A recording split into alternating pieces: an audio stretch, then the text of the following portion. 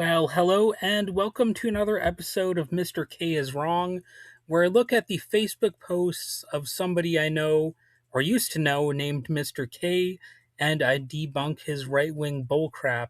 Now, obviously, his last name is actually longer than the letter K, but I shorten it to keep it anonymous so as to keep him out of trouble and possibly keep myself out of trouble.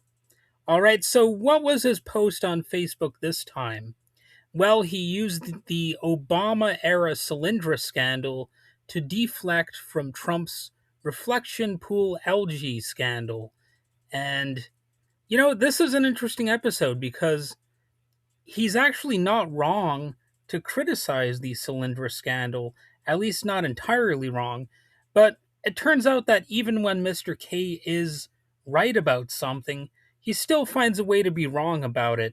And in this case, he's using that scandal to sort of excuse any Trump scandal, which is not really how this sort of thing should be done. You should criticize all of these presidents for their scandals. So, did the media cover up the Solyndra scandal as the meme that he posts suggests they did? Nope, they didn't. But Mr. K is using Obama's scandal to try and cover up Trump's scandals instead of simply saying they both should be held accountable. And, that's not good. So it turns even a relatively good meme that he posted into a bad one. So, what exactly was the Solyndra scandal? Well, I'll get to that in a second. But first, I don't want right wing crybabies claiming I don't care about Obama's scandal. So I will go over that in detail. And it's not meant for me to distract from any Trump scandal, just to be clear. And let me make another thing clear. I wouldn't have given a single shit if Obama had gotten in worse trouble over the Solyndra scandal or any other scandal, especially if it could have been proven that he was undeniably guilty of something. In fact, there are scandals where I think he and any other president should face criminal charges. Republicans have this incessant belief that because I criticize Trump, it must mean I'm solidly on Team Democrat and I would never criticize a Democrat or anything like that, which is frankly just bullshit. It's it's a dichotomy that they present a lot, and it is a false dichotomy. They do not understand politics outside of being on Team Trump or on Team Democrat. They want to have it like a binary or, like a false binary. They want to portray everything as that binary. But seriously, had Obama been jailed for, let's just say, drone strikes that caused innocent deaths, I actually would have been fine with him paying that legal price. If George W. Bush had been jailed for the Iraq War, that would have been great. Hell, during the 1999 NATO bombing campaign in Yugoslavia, authorized by Bill Clinton as part of the Operation Allied Force, NATO forces struck a university hospital in Belgrade, killing civilians. And I would not have cried a single tear if Bill Clinton, if he had been jailed over that. And that was when I was starting to become politically aware. And believe it or not, I was a big critic of Bill Clinton and that war at the time. So even though the US insisted that was an accident, I would have criticized Bill Clinton for it, and I'm pretty sure I did at the time. Similarly, if Trump would pay a legal price for his endless scandals, he seems to have like 10 or 20 new scandals each and every day. Well, I think that would also be great if he would pay a price for any number of those. So, anyway, what was the Solyndra scandal after that pretty lengthy intro? Well, the Obama administration approved a $535 million federal loan guarantee for Solyndra in 2009 as part of the American Recovery and Reinvestment Act. When the company went bankrupt in 2011, the government ultimately lost roughly $528 million. And that was a real taxpayer loss. It's not like that's a fake news story, like Trump would often say of his scandals. And President Obama did not face legal charges or direct political ruin from the Solyndra scandal, but his administration did pay a political price through intense congressional scrutiny, FBI raids on the company in question, and severe damage to the credibility of his Green Jobs stimulus program. And despite high profile visits from the president, the company Solyndra rapidly burned through its cash and filed for Chapter 11 bankruptcy in 2011, abruptly laying off over 1,100 workers and leaving taxpayers with a $535 million loss. And Solyndra was unable to compete with lower cost, subsidized Chinese manufacturers and the dropping global price of silicone, or I guess it might be pronounced silicon, or I don't know. I've heard it pronounced different ways, but anyway, I don't mean to get sidetracked on that minute detail. So the scandal was real, and critics accused the administration of political favoritism because a major investor in Solyndra was a prominent fundraiser for Obama's 2008 campaign. So, a valid critique potentially. The investigative reports also revealed that Department of Energy and Office of Management and Budget officials raised red flags about the company's financial viability prior to issuing the loan. So there were investigations. Solyndra's headquarters was raided by the FBI in 2011 to investigate if executives intentionally misled the government to secure the money. However, a 4 year joint investigation by the Department of Justice and the Department of Energy's Inspector General concluded in 2015 without criminal charges against any administration officials or findings of political corruption. So there might be something to that.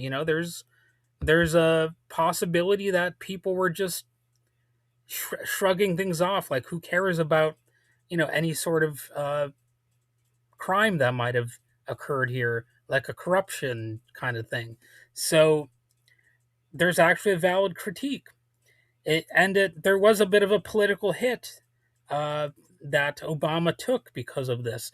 The bankruptcy became a major political talking point for the Republican Party, who used it as a primary example of government waste and crony capitalism leading up to the 2012 presidential election.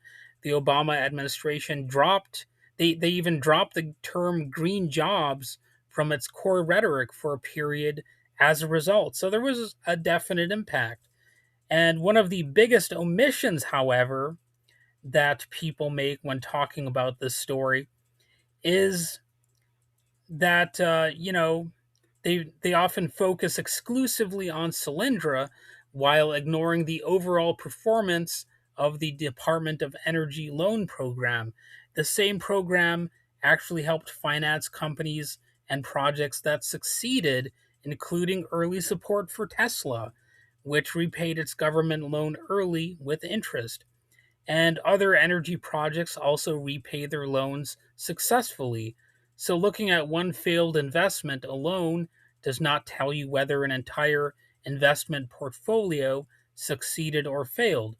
Governments that invest in emerging technologies will expect some failures reasonably. The proper question is whether the overall portfolio produced enough successful projects to justify the losses. So, was Solyndra a scandal? Reasonable people can disagree on that, but a conservative could fairly argue, or not just a conservative, but anyone, they could fairly argue that yet the administration moved too quickly, political pressure influenced decision making, taxpayers assumed too much risk, and oversight was inadequate. And you can also assume that the investigation was not thoroughly enough, and that they just shrugged their shoulders at what may have been real corruption. That would all be a reasonable thing to say about that. There are legitimate criticisms supported by investigations. So here's where it starts to become less reasonable. So when it comes to the meme's claim that the media covered it up, now this is just plainly false. It's probably the weakest claim in the meme that Mr. K shared. Solyndra dominated political news for months during the year of 2011, and major coverage came from the Washington Post. They had multiple investigative stories. The New York Times covered it, Los Angeles Times, Associated Press, Reuters, ABC News, CBS News, NBC News, CNN, and of course, Fox News as well. So to say that it was covered up, no, that's just not true. Congressional hearings were televised. The FBI raid received enormous national attention. The Energy Secretary testified before Congress.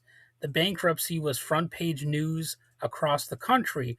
So calling that a cover up simply does not match what happened. And that's why this meme ends up being, significantly ridiculous.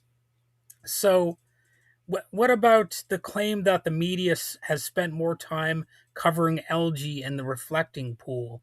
The current scandal when it comes to Trump's ridiculous reflecting pool obsession. Well, this is an apples to oranges comparison in some ways.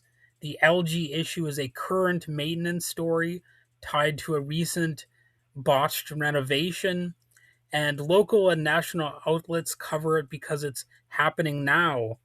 And they're not going to be covering the Obama story. Uh, in fact, it's largely irrelevant. So it's silly to treat that Obama story as if it's something that nobody was aware of ever. Solyndra was intensely covered back when it happened, and news naturally shifts to newer stories over time. So comparing the cumulative coverage of a 15 plus year old scandal to current news isn't particularly meaningful unless you're just trying to use the boogeyman of Obama to distract from the boogeyman of Trump. So the Lincoln Memorial Reflecting Pool renovation cost taxpayers approximately $14.7 million. So that is a bit of a scandal of its own. And, people right now might want to be focused a little bit on that scandal, even if for no other reason than it's happening right now. So records show that the White House ballroom project, another thing that is considered a scandal, is estimated to cost $600 million, with taxpayers footing approximately half the bill. So that's like $300 million at least.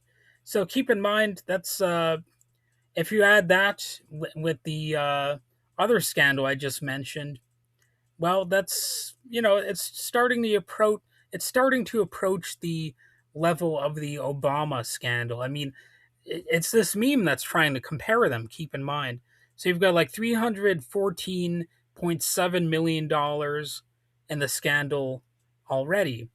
And the contractor's internal estimates for the ballroom project, they project about $307 million in federal funding, which includes $155 million from the Secret Service, $149 million from the White House Military Office, and $3 million from the executive residence. So, how about another Trump scandal? I mean, once we're just freely comparing scandals, we already talked about the Obama one. So, what about the 2026 IRS lawsuit settlement controversy? In mid 2026, President Trump entered into a highly scrutinized settlement agreement with the Department of Justice, his own Department of Justice, mind you, to resolve a $10 billion lawsuit he brought against the IRS regarding the leak of his tax returns. And legal watchdogs and congressional Democrats have quite rightly criticized the deal as a breathtaking abuse of the tax system, arguing that it established a paused slush fund for political allies and blocked the IRS from auditing previous tax returns belonging to Trump, his family, and his affiliated businesses. So this is about as corrupt as it gets. I mean, basically saying that right now the Trump family is immune from audits from the IRS. If that doesn't raise a red flag, if that doesn't, have the scandal meter just going beyond where it can measure, just like going through the roof, well, I don't know what's going to alert your scandal meter. That's, right up there with the worst scandals in U.S. history. And what about the private prison industry expansion that has happened under Trump? Following Trump's legislative pushes, such as the One Beautiful, One Big Beautiful Bill Act, which is such a dumb title. But anyway, the federal funding for agencies like ICE has skyrocketed. Private prison corporations such as the GEO Group received massive federal contracts to reopen and expand thousands of immigration detention beds, netting hundreds of millions in annualized revenue. So, watchdog groups like the Campaign Legal Center scrutinize these arrangements due to heavy political spending and dark money flowing from contractors to pro Trump PACs. So, it's a scandal. So, what about the Billionaire Ballroom Project, or some people call it the Epstein Memorial Ballroom Project? Well, House Appropriations Committee members have raised alarms over reports that the Trump administration allocated over $300 million in taxpayer funds toward a large ballroom project at a federal facility, which critics call a vanity project, and it's being built at the public's expense. So, again, that's a lot of money. Yeah. What about the emoluments clause controversies? I think I better get into these too. So the Constitution contains two emoluments clauses designed to prevent corruption and foreign or domestic influence upon the president. So the Foreign Emoluments Clause prohibits federal officials from accepting gifts or benefits from foreign states without the consent of Congress.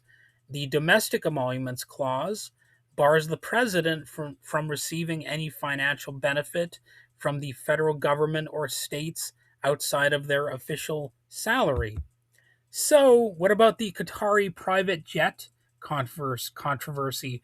In mid 2025, reports emerged that the royal family of Qatar was arranging to provide a 400 million, sorry.